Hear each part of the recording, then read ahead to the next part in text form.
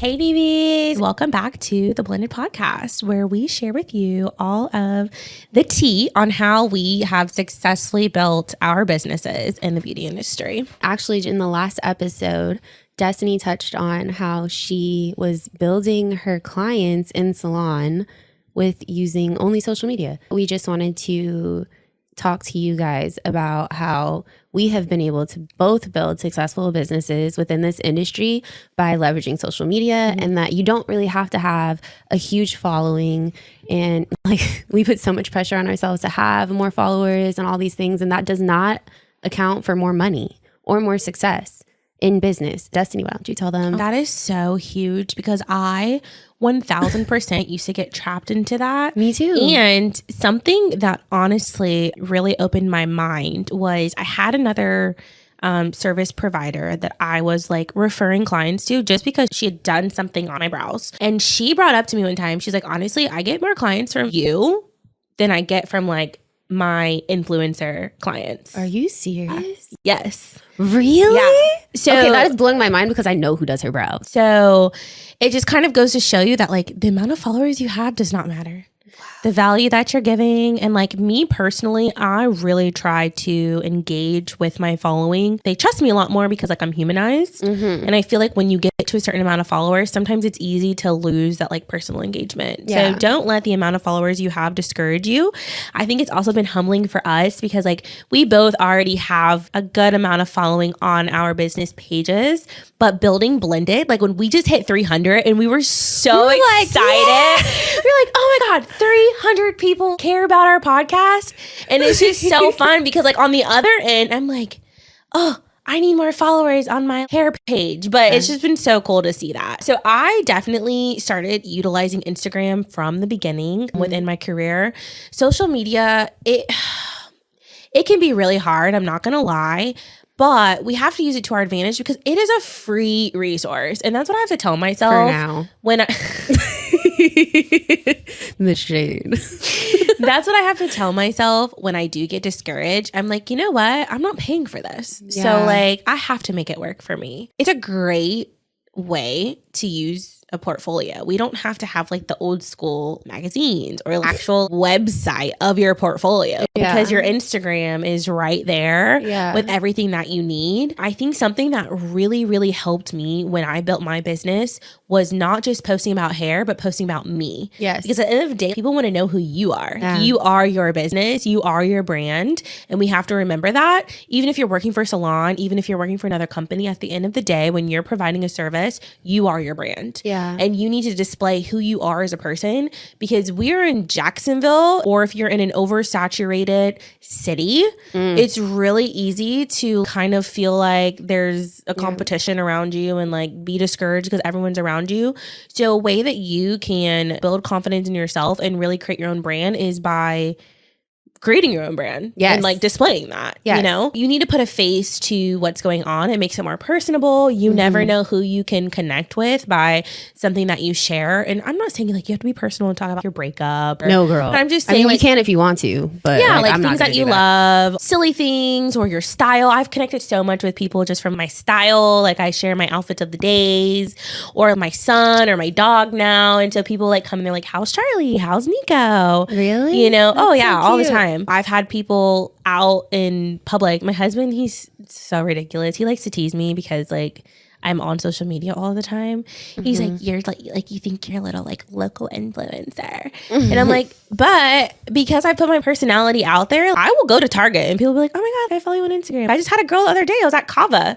And she came up to me. She was like, hey, I'm not trying to be weird, but I go to Paul Mitchell. I follow you on Instagram. Yeah. And so it's like if I had never showed my personality or showed that I was relatable, I was approachable, someone might have never done that. Yeah. And now I've been able to connect with her. And who knows what is out there in the future. I've personally had that experience as well. My clients will come in and they'll be like, oh, I just love your brand. I love everything about you. I love your aesthetic, that you only like neutrals. And I love the pictures you share of your studio. Yeah. I used to post all these funny things and they loved my sense of humor and just stuff like that. Or my outfits. I would post random outfits. They'll be like, you posted yourself wearing this one outfit. Where did you get it? Well, and what we forget is, especially being in the beauty industry, whatever that is for you, people come to you for advice in the beauty industry. So even if you're doing hair or you're doing photography or you have a boutique, like they're not coming to you just for that specific thing. They expect you to know what's going on. They really do. And they ask you for that kind of advice. My conversations in my chair are not just about hair. If anything, it's the least amount about hair. Same. And about like everything else. So I think it's important to project that on social media. In practice, it's gonna be like really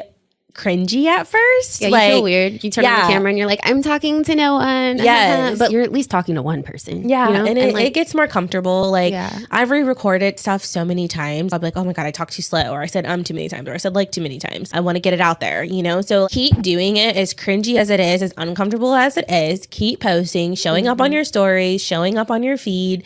And the thing with Instagram is they're really pushing like quality over quantity. So it's not necessarily how much you post, but are you consistent and are you giving out valuable content? Don't just post something just to post if it's not going to give like any kind of value to your following. I think it's important to not just only post pictures of your hair or pictures of your lashes or whatever it is that you're doing. Sorry, it's easy for me to say hair because that's what I do. But it's also important to be educating your following on whoever your ideal client is. So if you're looking for new clients, I think it's important to educate them on what is maintenance, or what does an appointment look like, or how did I achieve this look, or what can you do at home to make this last longer. Or if you're educating to a stylist, this is what I did in my business to help build, or whatever. You need to be giving value out in that way. And the beautiful thing about Instagram is, okay, for me, if I'm doing hair and I'm attracting a client, I can post a photo of my client's work, whether that's a before and after, or whether it's just like, you know, a video of their hair. So visually they're seeing my work, but then I can utilize my caption to really give that value so that they can learn something, because you want your following to be saving and sharing your work. Yes. So when you're posting, you need to think, is this something that I would save and want to look back at later? Is there something that I would share with my friend? And if it's not, don't post it. Yeah. Because it's not going to be valuable. Yeah, like I share lash maps sometimes. Those get saves and shares. And I'll share like tips and tricks or anything like that. Or even one of my clients told me that she loves how I utilize my social media because I always post them reminders. And she said that she feels like I genuinely care about them. Like I'm like, no, remember, like, you need a book or whatever. And it's not me being pushy. Like don't be pushy on social media, because I feel like that turns people off, but just come at it from a place of, it's another revenue for you to care about your clients and connect without them being in the salon. So something that helps, honestly, both of us with posting on social media too, and as far as being consistent with it, is just creating some kind of structure for you, whether that's I'm going to post on these days, or I'm going to talk about this topic on these days, whatever that looks like for you, just getting organized in some kind of way so that when it is time to pop on social media, you're not trying to figure out what you're going to post. There's a lot of resources out there. We actually have one for you of a social media calendar that can kind of help relieve a little bit of that headache, and you can take that resource and customize it to your business. It really helps to just take off the pressure of posting, because if you're anything like me, if I'm under pressure, I'm just like, I'm not doing it. Yeah. This is a free resource for you, and you really do need to utilize it. If you're not comfortable with social media, it sucks to do. I've been in that situation. I've gone through seasons even in my career. Like right now, I definitely don't post as much on my hair page as I used to. I got to get back to like finding that consistency so that I can still be giving out like valuable content. But at the same time, it's better for me not to post at all than me to just be putting out like random crap. That's just going to mess with the algorithm. And we all know how crazy the algorithm is. Yeah. Another thing that I know Instagram looks for is, are you engaging? And I used to be really bad about this. I would post and then ghost. What the algorithm really wants to see is you engaging with your followers, with the people that you're following, and like even your explore page. And unfortunately, the thing that does kind of suck about Instagram is you kind of do have to stay in your niche. As annoying as it is for me to look at hair photos all the time when that's what I do. That's what Instagram wants to see. But think about it as like inspiration. That's how I do it. And Yeah. you get through it. I'll be like, okay, I'm going to look at my niche and see what other people are posting, what's doing well, save some trending sounds, Yeah. save the trends, things like that. And then it'll give me inspiration, which then gives me ideas on what I should be posting too. Yeah. I feel like that's a better way to look at it. No, for sure. And Like, that's what I say. I'm drowning in a sea of hair. It's all the narrative of like Yeah. how you're looking at it. Yeah. So the other thing we have to remember too is social media is the algorithm is always changing. So for the longest time, it was like reels. And I've been seeing more stuff about how Instagram is going to start pushing photos again. Yeah. And carousel photos. I personally will follow different accounts that are social media experts. Me too. And post the new trends and what are they seeing Instagram pushing more, because that's literally their job is to That's all they study focus on. the algorithm. And so I encourage you to find a couple of different accounts. We can even share some on our Instagram Yeah. of ones that we like to follow to share with you guys, because that's super helpful as well. I do know with Reels, something that's really helped, because Reels have been a main focus for Instagram recently, is making sure that you're using like trending sounds. And how you're going to find a trending sound is there's going to be a little little arrow. arrow next to it. But you also want something that's in the process of trending. Yeah. So looking for something that's under It still has 10,000 the followers. arrow, but not 10,000 a lot views. of views. Yeah, 10,000 views or less is best. Also, TikTok is always ahead of the game. So pretty much whatever's trending on TikTok is going to end up trending on Instagram later on. So if you see something on TikTok, the moment you see it on Instagram, I would save that sound and utilize it so that your video can pop up within that trending sound. That's also something super helpful. Something I don't encourage, because I know a lot of people do these and I forget what they're called, but they're basically these groups where when you post, you're like, hey guys, I just posted, go like and comment. Do people still do that? They do. And I've heard of it recently, because Instagram, like, it knows what you're doing, and anything that's not organic, authentic or organic, they're going to ban you from. So just being super authentic on it. Don't overthink it. Use your hashtags appropriately. Niching down your hashtags A lot of for people sure. found me via hashtags. Same. Which is so crazy to me, because I think it's hard for me with Instagram because I'm not the typical Instagram user. Yeah. Because I utilize it for my business. Yeah, And like, same. I've never been someone, if I'm looking for a service, I've I'm not never looking gone at in hashtags. But I don't even know how to found search hashtags. So like so many of my clients have literally come from hashtags. Yeah, I don't know how they're finding me on hashtags. I just know what hashtags I'm using. Yeah. But I've tried to search hashtags to find other people, and I'm like, I don't know how these people are doing this. Yeah. So I will say that when I do post, people also find me via location. So there's an area where you can tag your location. I am located in Riverside, Jacksonville. You can tag it to that specific of an area. I always tag Jacksonville, Florida, or Riverside, Jacksonville. So just tag the area that you are in every single time you post, because then when people are searching just through their feed or whatever in their local area, you will pop up, and then that will bring you clients. Another little hack with location, which is something I did, especially when I was building my business, is as much as you want people to find you, you also need to find people, especially when you're in the beginning. So something I would do, again, knowing my ideal client, if you haven't watched it, go watch it. Knowing my ideal client, I'm like, okay, so my ideal client is luxurious and she's elevated. So she's going to be hanging out at places like RH. I do that too. Yeah, like a local coffee shop, thinking about what my ideal client likes, going to those places, finding people that I'm like, yes, I would love to do her hair, and then messaging them or following them. Don't just message. I hate when people do that crap. I hate when someone just messages you and I'm like, you haven't even followed me or engaged with me at all, and you're already in my DMs trying to get this something money. from me. No, like, no, ma'am. So don't do that.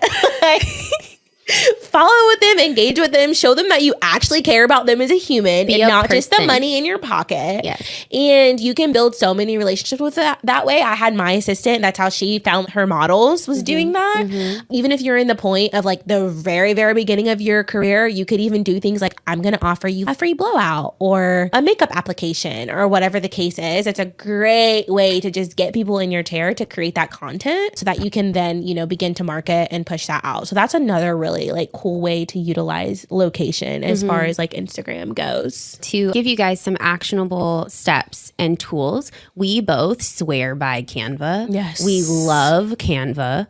Canva, you can sponsor us. Please. Because we love literally our everything is Canva.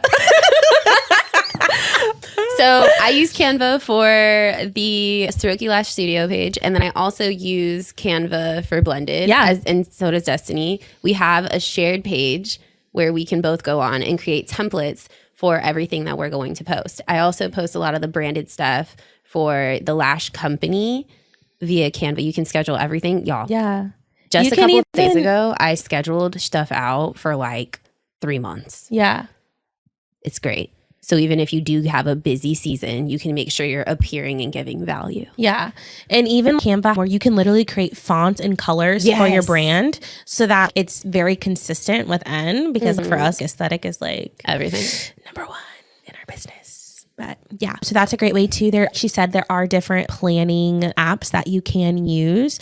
I will say you have to be a little bit careful with the planning apps. It is a great resource, but sometimes when we're doing it too much, again, Instagram is looking for non-artificial or like organic things. So you still got to be on there. Yeah, exactly. You still got to be on there and like engaging before and after, because if it thinks like, oh, you're just using something to like upload, but like you're never on the gram, yeah, your stuff is not going to be shown. Another thing, guys, like don't get discouraged by your views and stuff. I just sent Sierra, I literally had like 500 views on a story on Sunday, and the next day it was like 180 or something. And I just looked this morning and my story had 40 views. And I'm like, I just stopped looking at it. Yeah, just don't get discouraged by that. Honestly, I don't think there's a rhyme or reason for it. Like, it's just something I just personally don't think it's worth wasting your time trying to figure out. Something I always look at is I can get discouraged by, you know, my analytics and like how my stuff is performing and stop showing up.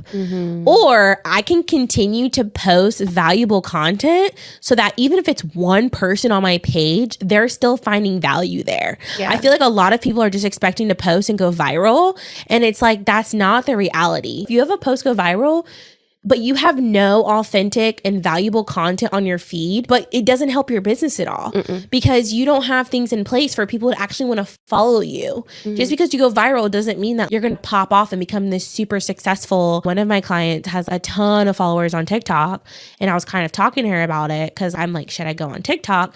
And she has a crap ton of followers, but isn't able to monetize it because like her following isn't genuine on TikTok. Yeah, so don't allow that to like discourage you either, because it's just a number at the end of the day. It does not define you or your value or your business. You are building community and connection, and that is what it is. And then that will turn into money. Yeah, that's the only, to me, girl, that's the only thing that matters. Like, is what I'm doing bringing value? Is what I'm doing bringing in clients? My intake form, I ask them like, how did you find me? And that's also like a really cool way to be like, okay, I do that too. My social media is working, because if they say like Instagram, it's like, okay, cool. They found me from Instagram, or they found me from, or if they say from Instagram, then you can even go further. Like, how exactly through Instagram? Yeah, and like, that can be a conversation while they're in the chair. That's a genuine conversation. Yeah, and then you can see like what works for you or like what doesn't. I even ask people on Instagram like, what do you guys want to see more of? Same. Like, ask your followers. They'll tell you. What do they want to see, you know? So it's a great resource to use. It's hard. I'm not going to lie. It is hard,